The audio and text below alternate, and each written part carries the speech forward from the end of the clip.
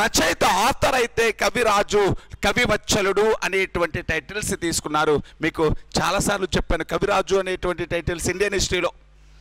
కవిరాజు అనేటువంటి టైటిల్స్ సముద్రగుప్తుడికి ఉందా లేదా? అమోఘవర్షుడికి ఉందా లేదా? భోజరాజుకి ఉందా లేదా? భోజుడు లేకపోతే భోజరాజుకి. నెక్స్ట్ హాలుడు. అంటే ఎంతమందికి ఉన్నాయి మొత్తం కవిరాజు అనేటువంటి టైటిల్స్? 4 ఉన్నాయి. కవిరాజు అనేటువంటి టైటిల్స్ ఎంతమందికి ఉన్నాయి? 4. ఎవరెవరికి? సముద్రగుప్తుడు, అమోఘవర్షుడు, భోజరాజు, హాలుడు. సముద్రగుప్తుడు, అమోఘవర్షుడు, హాలుడు, దానితో పాటు భోజరాజు. వీళ్ళ 4కి ఏ టైటిల్స్ ఉన్నాయి అంటే కవిరాజు లేకపోతే కవివత్సలుడు అనేటువంటి టైటిల్స్ కలవు. నెక్స్ట్ది ఈ హాలుడు అనేటువంటి వ్యక్తి 5 సంవత్సరాలే పరిపాలించాడు అని చెప్తున్నాం. ఈ హాలుడు అనేటువంటి వ్యక్తి ద్రాక్షారామంలో శ్రీలంక రాణి అయినటువంటి ప్రిన్సెస్ అయినటువంటి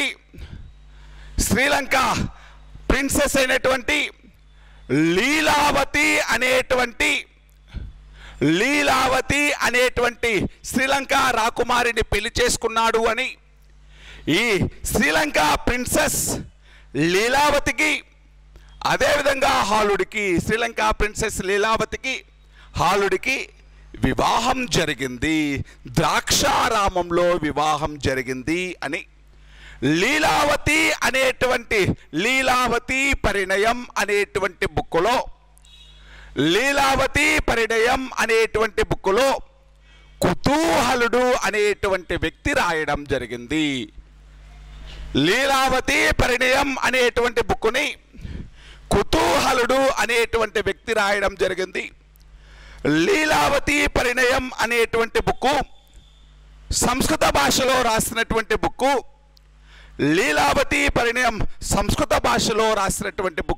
ఈ లీలావతి పరిణయం అనేటువంటి బుక్కులో ఏముంటుంది అంటే శాతవాహన రూలర్ అయినటువంటి హాలుడికి, శ్రీలంక రాకుమారి అయినటువంటి లీలావతికి గోదావరి నది ఒడ్డున ద్రాక్షారామంలో వివాహం జరిగింది అని ఈ కుతూహలుడు రాసినటువంటి లీలావతి పరిణయం అనేటువంటి బుక్ ద్వారా తెలుస్తుంది. కుతూహలుడు రాసినటువంటి లీలావతి పరిణయం. ఎగ్జామ్లో క్వశ్చన్, కుతూహలుడు ఎవరి కోర్టు పోయెట్, ఎవరి ఆస్థాన కవి? హాలుడి ఆస్థాన కవి. ఈ కుతూహలుడు ఎవరి ఆస్థాన కవి? ఎవరి కాలంలో ఉన్నాడు? హాలుడి కాలంలో ఉన్నాడు. హాలుడు ఎన్నో రాజు? 17వ రాజు. హాలుడి యొక్క టైటిల్స్ ఏంటి? కవిరాజు, కవివత్సలుడు. ఆయన రాసిన బుక్ ఏంటి? గాథా సప్తశతి. ఏ భాషలో? ప్రాకృత భాషలో రాశాడు. దేనికి సంబంధించిన స్టోరీస్ ఉంటాయి? రాధాకృష్ణులకి. అదే శాతవాహనుల యొక్క సమాజం గురించి తెలుసుకోవడానికి ఉపయోగపడే బుక్ ఏంటి? గాథా సప్తశతి అనేటువంటిది. గాథా సప్తశతి అనేటువంటి బుక్లో ప్రస్తావించిన తెలుగు పదాలేంటి? అద్దం, అత్త, పొట్ట లాంటివి. మరి గాథా సప్తశతి అనేటువంటి బుక్లో ప్రస్తావించిన స్త్రీ రచయితలు ఎవరు? మాధవి, అనులక్ష్మి, రేఫా, అనులబ్ధ లాంటి వాళ్ళు. మరి ఈ హాలుడికి, శ్రీలంక రాకుమారి లీలావతికి గోదావరి నదీ తీరంలో ద్రాక్షారామంలో పెళ్ళయింది అని ఏ బుక్ ద్వారా తెలుస్తుంది? లీలావతి. కుతూహలుడు రాసినటువంటి లీలావతి పరిణయం అనేటువంటి బుక్ ద్వారా తెలుస్తుంది. కేవలం 5 సంవత్సరాలే పరిపాలించాడు. ఇతని యొక్క గ్రేట్నెస్ ఏంటి, ఇతని యొక్క విక్టరీస్ ఏంటి, ఇతని యొక్క కాన్క్వెస్ట్ ఏంటి అనేటువంటివి పెద్దగా తెలియటం లేదు. గాథా సప్తశతిని తెలుగులోకి ట్రాన్స్లేట్ చేసింది రాళ్లపల్లి అనంత శర్మ. ఇది ఎవరి గురించి అండి? హాలుడి గురించి. నెక్స్ట్ రూలర్ 23వ రూలర్ గౌతమి పుత్ర శాతకర్ణి.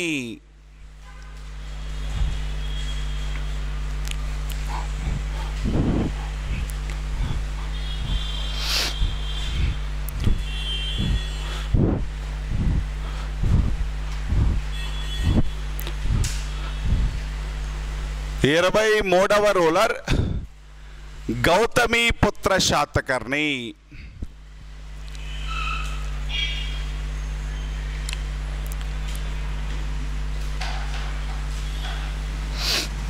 గౌతమీపుత్ర శాతకర్ణి చాలా చాలా ఇంపార్టెంట్ రూలర్ ఇతను.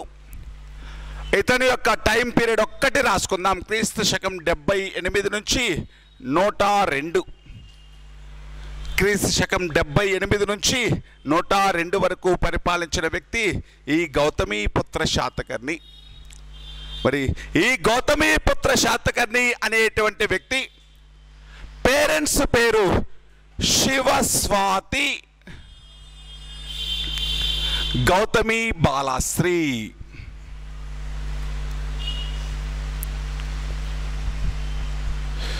గౌతమీపుత్ర శాతకర్ణి యొక్క తల్లిదండ్రులండి. తండ్రి పేరు శివస్వాతి, తల్లి పేరు గౌతమి బాలశ్రీ. తల్లి పేరు గౌతమి బాలశ్రీ. శాతవాహన రాజులలో మొట్టమొదటిసారిగా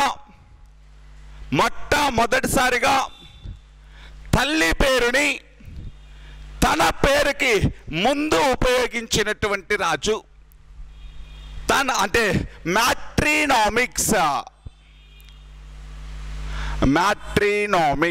అంటే మాతృసంజ్ఞలు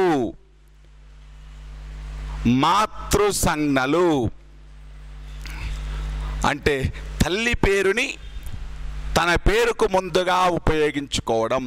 మాతృసంజ్ఞలు మ్యాట్రినామిక్స్ని ఉపయోగించినటువంటి మొట్టమొదటి రాజు శాతవాహన రాజు గౌతమీపుత్ర శాతకర్ణి. అంటే తన యొక్క తల్లి పేరుని తన పేరుకు ముందుగా ఉపయోగించుకున్నాడు. మాతృసంజ్ఞలను ఉపయోగించిన మొట్టమొదటి రాజు ఆంధ్ర రాజు గౌతమీపుత్ర శాతకర్ణి. మరి ఎందుకు ఆ రోజుల్లో మాతృసంజ్ఞలు ఉపయోగించుకునే వాళ్ళు అంటే ఆ రోజుల్లో రాజులకి పాలిగమి అనేటువంటి ఆచారం ఉండేది.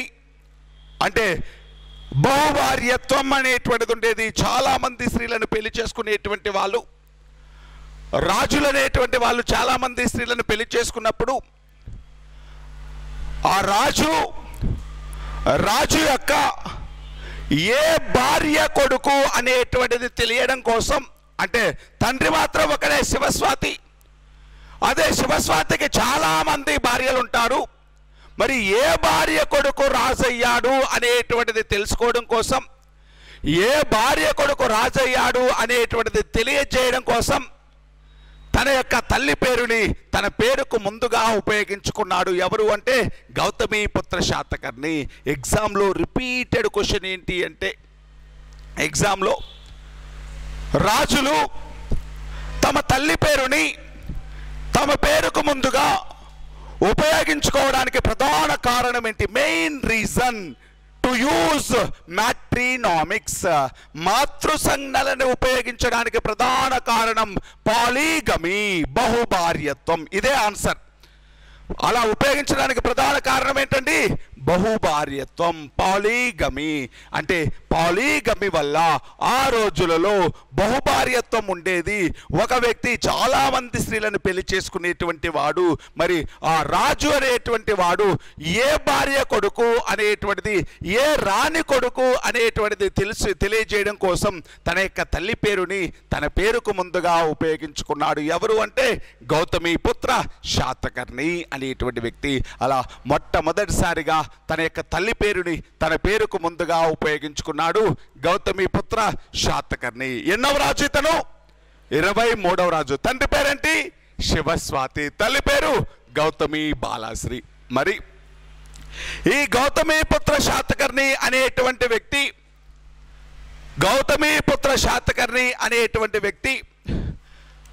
విక్టరీస్ అనేటువంటివి, విజయాలు అనేటువంటివి, గ్రేట్నెస్ అనేటువంటిది గొప్పతనం, ఇతని యొక్క విజయాలు మరియు గొప్పతనం గురించి అంటే ఇతని యొక్క గొప్పతనం మరియు విజయాలు, ఆయన జయించినటువంటి రాజ్యాలు, ఆక్రమించినటువంటి రాజ్యాల గురించి గౌతమీపుత్ర శాతకర్ణి యొక్క విజయాలు, అదేవిధంగా ఆయన యొక్క గొప్పతనము, ఆయన ఆక్రమించినటువంటి రాజ్యాల గురించి మనకు గౌతమి బాలశ్రీ వేయించిన నాసిక్ ప్రశస్తి లేకపోతే నాసిక్ శాసనం ద్వారా తెలుస్తుంది. నాసిక్ ప్రశస్తి లేకపోతే నాసిక్ శాసనం ద్వారా గౌతమీపుత్ర శాతకర్ణి ఏ రాజ్యాలను ఓడించాడు, గౌతమీపుత్ర శాతకర్ణి యొక్క విక్టరీస్ అనేటువంటివి ఏమున్నాయి, అతని యొక్క గ్రేట్నెస్ ఏంటి అనేటువంటిది గౌతమి బాలశ్రీ వేయించినటువంటి నాసిక్ శాసనం ద్వారా తెలుస్తుంది. ఎగ్జామ్లో క్వశ్చన్ ఏంటి అంటే, గౌతమి బాలశ్రీ నాసిక్ శాసనాన్ని ఎవరి కాలంలో వేయించింది? గౌతమీపుత్ర శాతకర్ణి కాలంలో వేయించిందా అంటే ఆయన బతుకున్నప్పుడు వేయించలేదు.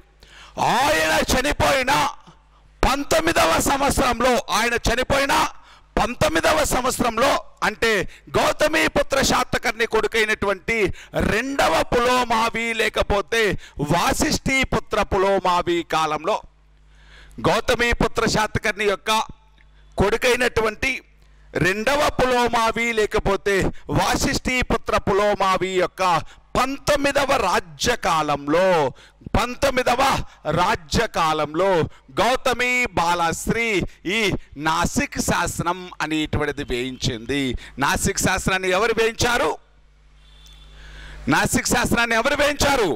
గౌతమి బాలశ్రీ. ఎవరి కాలంలో? వాసిష్ఠీపుత్ర పులోమావి లేకపోతే 2వ పులోమావి కాలంలో. 2వ పులోమావి యొక్క 19వ రాజ్య కాలంలో వేయించినటువంటి శాస్త్రం నాసిక్ శాస్త్రం. రిపీటెడ్ క్వశ్చన్ అండి. ఏ రాజు కాలంలో ఈ నాసిక్ శాస్త్రం అనేటువంటిది వేయించింది? 2వ పులోమావి కాలంలో వేయించింది గౌతమి బాలశ్రీ.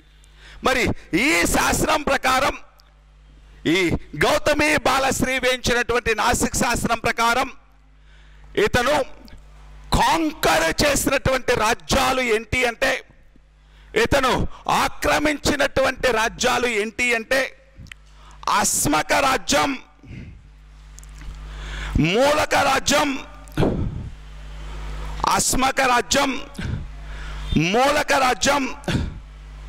దాని తర్వాత అస్మక రాజ్యం, మూలక రాజ్యం, కుకురా రాజ్యం, రాజస్థాన్ అండి. కుకురా అంటే రాజస్థాన్. అపరాంత రాజ్యం, అపరాంత అంటే మధ్యప్రదేశ్. కుకురా రాజ్యం, అపరాంత రాజ్యం, అస్మక రాజ్యం, మూలక రాజ్యం, కుకురా రాజ్యం, అపరాంత రాజ్యం, దానితో పాటు సటగిరి ప్రాంతం. సటగిరి అంటే నాగార్జునకొండ ప్రాంతం. సటగిరి నాగార్జునకొండ ప్రాంతం. సటగిరి అంటే నాగార్జునకొండ ప్రాంతం. దానితో పాటు ఈయన ఓడించింది క్షహరాట వంశం. క్షహరాట వంశం అంటే క్షహరాట వంశము అంటే గుజరాత్ ప్రాంతం, విదర్భ ప్రాంతం, విదర్భ ప్రాంతం,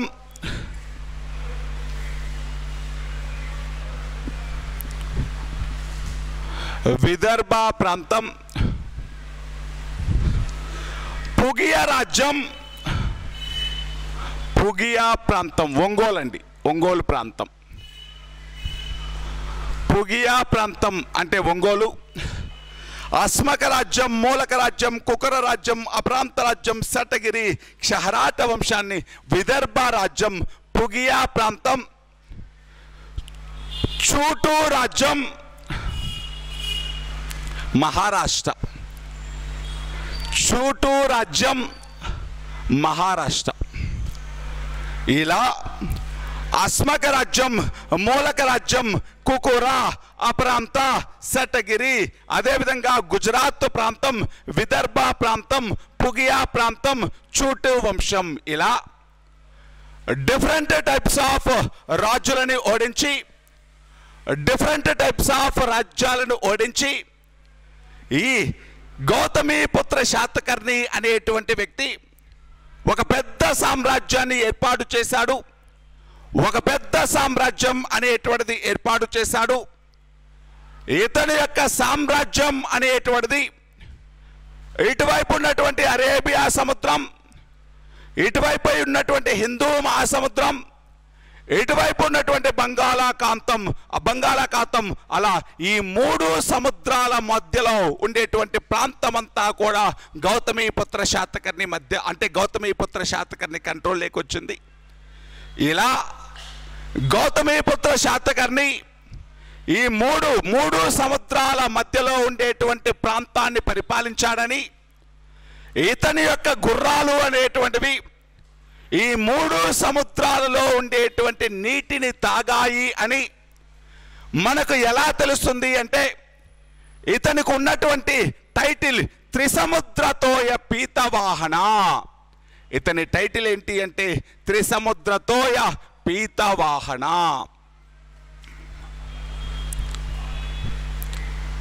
త్రిసముద్రతోయ పీతవాహన టైటిల్ అండి. గౌతమీపుత్ర శాతకర్ణి యొక్క టైటిల్ త్రిసముద్రతోయ పీతవాహన. త్రిసముద్రతోయ పీతవాహన అంటే త్రిసముద్ర, 3 సముద్రాలలోని నీటిని ఇతని యొక్క గుర్రాలు తాగాయి అని అర్థం. అంటే ఆ 3 సముద్రాల మధ్యలో ఉండేటువంటి ప్రాంతం ఇతని కంట్రోల్లో ఉంది అని అర్థం. ఇలా త్రిసముద్రతోయ పీతవాహన అనేటువంటి టైటిల్ ద్వారా ఇతడి యొక్క సామ్రాజ్యం అనేటువంటిది ఈ 3 సముద్రాల మధ్యలో విస్తరించి ఉంది అని తెలుస్తుంది. ఒక పెద్ద సామ్రాజ్యాన్ని ఏర్పాటు చేసినటువంటి వ్యక్తి గౌతమీపుత్ర శాతకర్ణి. నాసిక్ శాస్త్రంలో ఇతని యొక్క విజయాలే కాదు, ఇతను ఆక్రమించినటువంటి ప్రాంతాలే కాదు, ఇతని యొక్క టైటిల్స్ కూడా ఉన్నాయి. ఈ నాసిక్ శాస్త్రంలో గౌతమీపుత్ర శాతకర్ణికి అనేక బిరుదులు అనేటువంటివి ఇవ్వడం జరిగింది. మరి గౌతమీపుత్ర శాతకర్ణికి ఉన్నటువంటి టైటిల్స్ ఏంటి, గౌతమీపుత్ర శాతకర్ణి యొక్క బిరుదులు ఏంటి అనేటువంటిది చూస్తే, నాసిక్ శాసనం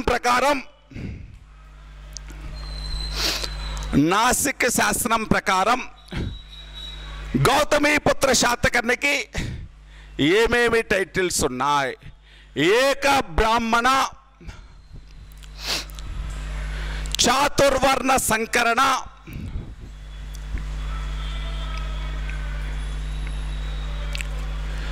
ఆగమ నిలయ,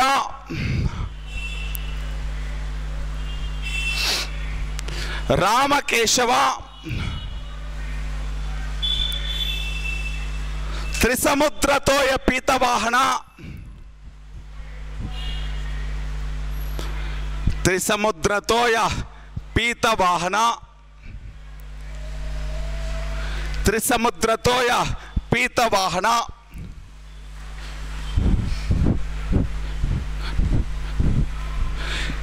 క్షహరాట వంశ నిర్వశేషకార, క్షహరాట వంశ నిర్వశేషకార, శక, యవన, పహ్లవ, నిషూదన, శక, యవన, పహ్లవ, నిషూదన, క్షహరాట వంశ నిర్వశేషకార, శక, యవన, పహ్లవ, నిషూదన. ఇటువంటి టైటిల్స్ ఉన్నాయి. ఎవరికి అంటే గౌతమీపుత్ర శాతకర్ణికి. మళ్ళీ చూద్దాం. ఏక బ్రాహ్మణ, చాతుర్వర్ణ సంకరణ, ఆగమ నిలయ, రామకేశవో, త్రిసముద్రతోయ పీతవాహన, క్షహరాట వంశ నిర్వశేషకార, శక, యవన, పహ్లవ, నిషూదన,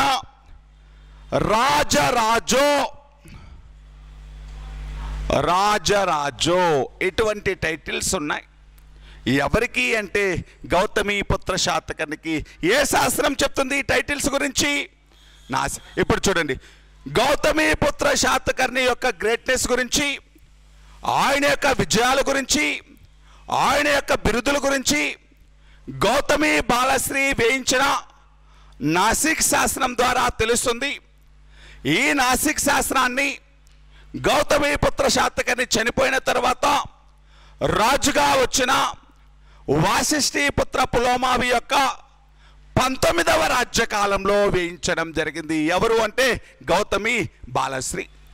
నాసిక్ శాస్త్రంలో ఇతనికి ఉన్నటువంటి బిరుదులు ఏక బ్రాహ్మణ, చాతుర్వర్ణ సంకరణ, ఆగమ నిలయ, రామకేశవ, త్రిసముద్రతోయ పీతవాహన, క్షహరాట వంశ నిర్వశేషకార, శక, యవన, పహలవ, నిషూదన అనేటువంటి టైటిల్స్ ఉన్నాయి. ఒకసారి చూద్దాం. ఏక బ్రాహ్మణ అంటే బ్రాహ్మణులలో ఉత్తమమైనటువంటి వాడు అని అర్థం. బ్రాహ్మణులలో శ్రేష్టమైనటువంటి వాడు అని అర్థం. ఏక బ్రాహ్మణ. చాతుర్వర్ణ సంకరణ అంటే లేకపోతే చాతుర్వర్ణ సంకరణ అని పెట్టకూడకుండా చాతుర్వర్ణ సంకర్య నిరోధక అని పెట్టుకోండి. చాతుర్వర్ణ సంకర్య నిరోధక అని పెట్టుకోండి. అంటే అర్థం ఏంటి అంటే వర్ణాలు ఎన్నున్నాయి? 4. ఏంటి అవి? బ్రాహ్మణ, క్షత్రియ, వైశ్య, శూద్ర. ఇప్పుడు ఏమైంది అంటే కొంతమంది ఫారినర్స్ వచ్చారు. అంటే శకులు లాంటి వాళ్ళు, యవనులు లాంటి వాళ్ళు, పహలవులు లాంటి వాళ్ళు, ఇటువంటి గ్రీకులు ఇటువంటి వాళ్ళు భారతదేశానికి వచ్చి, కుషాణులు లాంటి వాళ్ళు భారతదేశానికి వచ్చి వాళ్ళందరూ కూడా ఏం చేస్తున్నారు అంటే ఈ 4 వర్ణాల్లో ఏదో ఒక వర్ణంలో కలిసిపోతున్నారు. ఈ 4 వర్ణాలలో అంటే కలిసిపోతున్నారు. వర్ణ సంకరణం జరిగిపోతుంది, హైబ్రిడైజేషన్ జరిగిపోతుంది. వర్ణ సంకరణం అంటే ఆ వర్ణ నియమాలు అనేటువంటివి పాడైపోతున్నాయి అని చెప్పి ఆ చాతుర్వర్ణ నియమాలను గట్టిగా అమలు చేసి ఈ ఫారినర్స్, విదేశస్తులని ఈ చాతుర్వర్ణాలలో చేరకుండా అడ్డుకున్నటువంటి వాడు వర్ణ సంకర్య నిరోధక. అంటే ఆ హైబ్రిడైజేషన్ జరగకుండా ఈ ఇతర దేశాల వాళ్ళు, ఇతర ప్రాంతాల వాళ్ళు ఈ ఏదో ఒక వర్ణంలో చేరకుండా ఆ చాతుర్వర్ణ నియమాలను రక్షించిన వాడు, చాతుర్వర్ణంలో మిగతా వాళ్ళని, విదేశస్తుల్ని, ఇటువంటి వాళ్ళని అంటే ఇటువంటి వాళ్ళు జాయిన్ అవ్వకుండా కాపాడినటువంటి వాడు. అంటే ఆగమ నియమాలు కాపాడినటువంటి వాడు, వర్ణ నియమాలను కాపాడినటువంటి వాడు అని అర్థం. వర్ణ నియమాలను కాపాడినటువంటి వాడు, వైదిక మతాన్ని రక్షించినటువంటి వాడు అని అర్థం. చాతుర్వర్ణ సంకర్య నిరోధక అంటే ఆగమ నిలయ అంటే వైదిక ధర్మానికి సంబంధించినటువంటి, వైదిక మతానికి సంబంధించినటువంటి ధర్మసూత్రాలను కాపాడినటువంటి వాడు అని అర్థం. హిందూ మతానికి సంబంధించిన ధర్మసూత్రాలను కాపాడినటువంటి వాడు. రామకేశవ, శివుడు రూపం, విష్ణువు రూపం ఆయనదే. దానితో పాటు త్రిసముద్రతోయ పీతవాహన, ఆయన యొక్క గుర్రాలు 3 సముద్రాలలో నీళ్లు తాగాయి. అంటే అంతటి విస్తీర్ణం గల ప్రాంతం ఇతని యొక్క కంట్రోల్లో ఉంది. మనకు నేర్చుకోవాల్సింది ఈ 2. క్షహరాట వంశ నిర్వశేషకార అంటే క్షహరాట వంశాన్ని అంతం చేసినడు వాడు అని అర్థం. Who declined Kshaharata dynasty. Kshaharata వంశ నిర్వశేషకార అంటే క్షహరాట వంశాన్ని అంతం చేసిన వాడు అని అర్థం.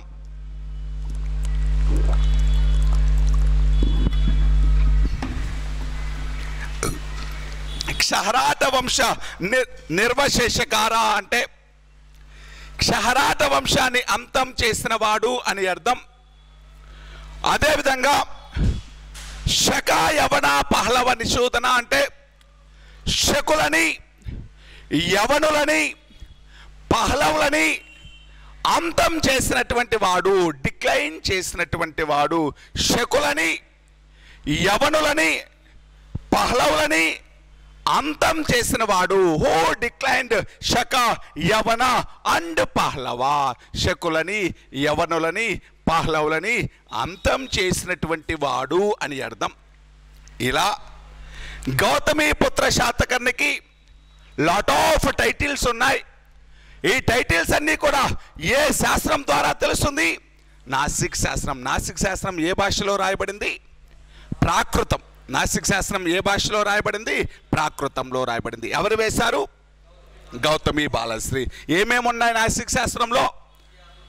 ఆయన జయించినటువంటి రాజ్యాలు, ఆయన యొక్క గ్రేట్నెస్, అదేవిధంగా ఆయనకు ఉండేటువంటి టైటిల్స్, ఇవన్నీ కూడా గౌతమి బాలశ్రీ వేసినటువంటి నాసిక్ శాస్త్రం ద్వారా తెలుస్తుంది. ఇప్పుడు చూడండి, గౌతమి బాలశ్రీ గౌతమి పుత్ర శాతకర్ణికి ఏమనే టైటిల్ ఇచ్చింది అంటే క్షహరాట వంశ నిర్వశేషకార అనే టైటిల్ ఇచ్చింది. ఏమని టైటిల్ ఇచ్చిందండి? క్షహరాట వంశ నిర్వశేషకార. అంటే ఏంటి? ఆ టైటిల్ ఎందుకు వచ్చింది అంటే, మనకు శకులు అనేటువంటి వాళ్ళ గురించి ఇండియన్ హిస్టరీలో ఒకసారి నేర్చుకున్నాం. శకులు ఎక్కడి నుంచి వచ్చారు? శకులు మధ్య ఆసియా నుంచి వచ్చిన వాళ్ళు. శకులు ఎక్కడి నుంచి వచ్చిన వాళ్ళండి? Middle Asia. మరి శకులు మధ్య ఆసియా నుంచి వచ్చి మొత్తం 5 తెగలుగా విడిపోయి భారతదేశంలో 5 తెగలుగా వీళ్ళు పరిపాలన స్టార్ట్ చేశారు. ఒకటేమో అప్పట్లో ఇదంతా ఆఫ్ఘనిస్తాన్ భారతదేశంలో భాగం కాబట్టి ఒక తెగ ఏమో ఎక్కడి నుంచి పరిపాలించింది అంటే ఆఫ్ఘనిస్తాన్ నుంచి పరిపాలించింది. ఆఫ్ఘనిస్తాన్ ప్రాంతం, గుజరాత్ ప్రాంతం, ఉజ్జయిని ప్రాంతం, ఆఫ్ఘనిస్తాన్, గుజరాత్, ఉజ్జయిని, మధురా, దాంతోపాటు పాకిస్తాన్లోని తక్షశిల, ఇలా 5 తెగలు. మళ్ళీ చూడండి, శకులు మొత్తం ఎన్ని తెగలు? 5 తెగలు. శకులలో మొత్తం ఎన్ని ట్రైబ్స్ ఉన్నాయి, ఎన్ని బ్రాంచెస్ ఉన్నాయి అంటే 5. ఆఫ్ఘనిస్తాన్ శకులు, తక్షశిల ప్రాంతపు శకులు, మధురా ప్రాంతపు శకులు, ఉజ్జయిని ప్రాంతపు శకులు, అదేవిధంగా గుజరాత్ ప్రాంతపు శకులు. ఇప్పుడు చూడండి, అసలు శకులు ఎక్కడి నుంచి మైగ్రేట్ అయ్యి వచ్చారని చెప్పాను? మిడిల్ ఏషియా, మధ్య ఆసియా నుంచి వచ్చినటువంటి వాళ్ళు శకులు. మధ్య ఆసియా ప్రాంతం నుంచి వచ్చినటువంటి వాళ్ళు.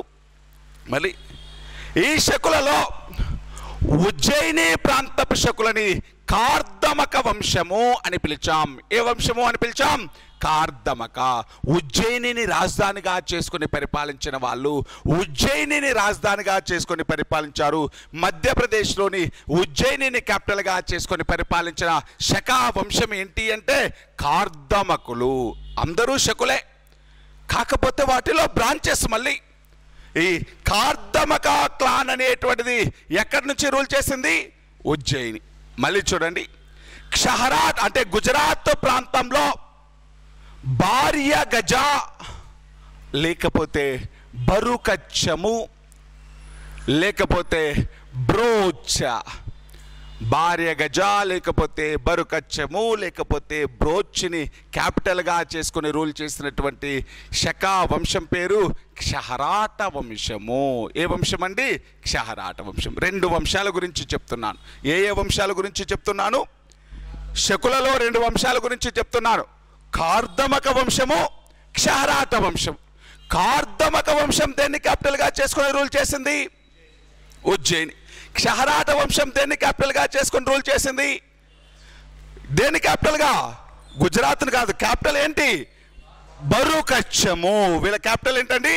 బరుకచ్చము. క్షహరాట వంశం క్యాపిటల్ బరుకచ్చము లేకపోతే భార్య గజ. అదే కార్దమక వంశం యొక్క క్యాపిటల్ ఏంటి అంటే ఉజ్జయిని.